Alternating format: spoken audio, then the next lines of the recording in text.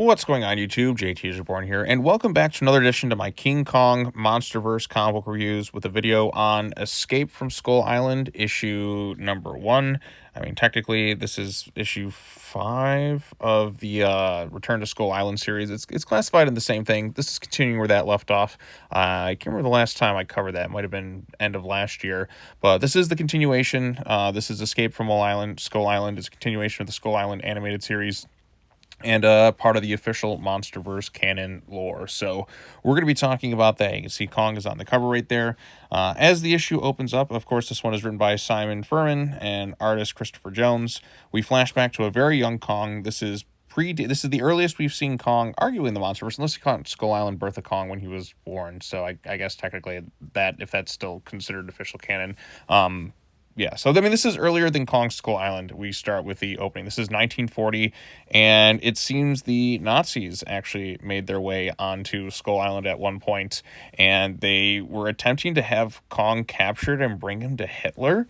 What? So Monsterverse Kong was a very young Kong, mind you. I mean, you can see he's a lot smaller, like when we kind of see a comparison to him to a human compared to where he's at now, obviously. I mean, you look at Gia's barely able to, be this part of his finger, but you see he's a much smaller ape during this period. Again, this is before the time of him and Hank Marlowe, where we get the opening of Kong Skull Island. So this predates that a little bit. So yeah, so we see him there. They seem to be wanting to mine for stuff on the island. They got some various equipment on there, but what they could be after is still kind of a mystery. Probably some resources, maybe some buried treasure or some sort of power. They have the scientist there, and she's kind of against the idea of doing things, but her crew was on her ship, whatever, was sunk there. And yeah, so Kong is kept there. He's kept a little bit calm, but also kind of agitated that he is in chains. And it's kind of a little bit of a callback, I'd say, to Kong 1933, because this is a much more youthful, smaller version of Kong, and he's kept in chains. They say some of the ways they kind of drugged him up or whatever. So that was kind of interesting. But basically, she goes to do her thing, notices some odd things about the gravity. This weird creature out here that looks kind of like a war bat. I'm not sure exactly if it is or something else entirely, but emerges from kind of one of those little places in the depths, like Hollow Earth, arguably, and then starts attacking. Kong manages to escape, breaks things, and then we see some sort of glowing sword artifact, as you can see the hand holding onto it, and it's some sort of mythical looking weapon. Now, we've seen Kong handle weapons before in the Monsterverse. We have his big giant axe, but this thing is bigger than him. What is it? What could it mean? What's with the hand reaching out and this thing glowing some sort of mythical looking aura? Is it magic or something? What are we introducing into the Monsterverse here? I mean, we've shown Kong as somebody who holds tools beforehand, in which case, why didn't he have this thing in Kong Skull Island? Is this thing that just kind of disappear or whatever?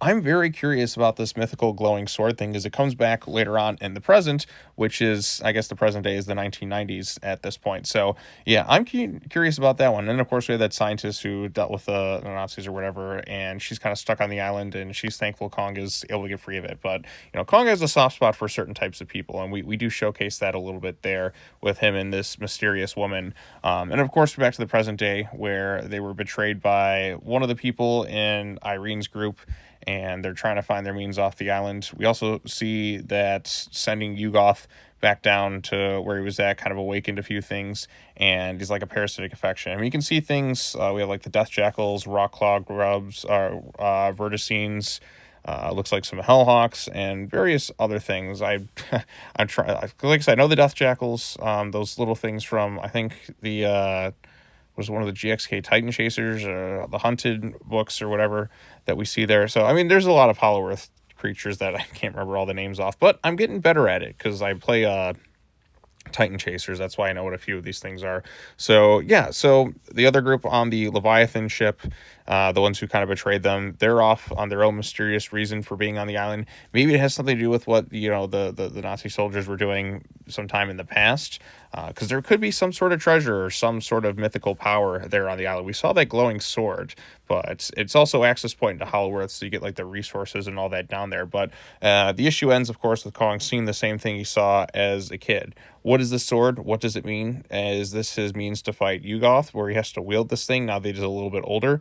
I don't exactly know, but it has like looks like some sort of like glowing gem in there too, but it's some sort of power source, but it's like a fire sword or something. It's almost like reminds me of like Etrigan the Demon with his kind of mythical swords there that shoots fire out of it or whatever. But yeah, I'm curious about this thing. That's the most intriguing thing about this issue. Overall, it's pretty decent. It's interesting to learn more things about the past version of Kong. Obviously, we've seen in the past with like Kong's Clown and all that, we see various ships have crash landed on the island and such, but to know that Kong was originally going to be captured and become a pet for Hitler is a pretty insane thing to think about. Like, that's official Monsterverse canon now, but luckily he was able to break free and deal some damage to those bad guys. But I am keen to know more about this sword thing. That's the most intriguing thing about the issue. The other characters, not much in terms of development there. They're just trying to escape the island. No interesting revelations there. I do think Annie is going to eventually be revealed to be Ann Darrow. I did enjoy some of the callbacks in some ways to like the original King Kong with trying to capture him and bring him as some sort of attraction of sorts to somebody. That was kind of neat in a way to do it, because Kong's much smaller at this point. You can't obviously do it really now, given how massive and large he is now. Although they did capture him in GVK using some sedatives and transport him in that regards. But he was kind of more of a closer bond with humans at that point. And, he understands certain things and all that too. So, but anyways, overall, decent issue. It's cool to see a few things with Kong, some creatures and all that, unleashing damage. And can you learn a little bit more about like some of the past within the Monsterverse? And I'm just more intrigued by this sword-looking thing. That's the one thing where I'm kind of like, what's the story with that thing?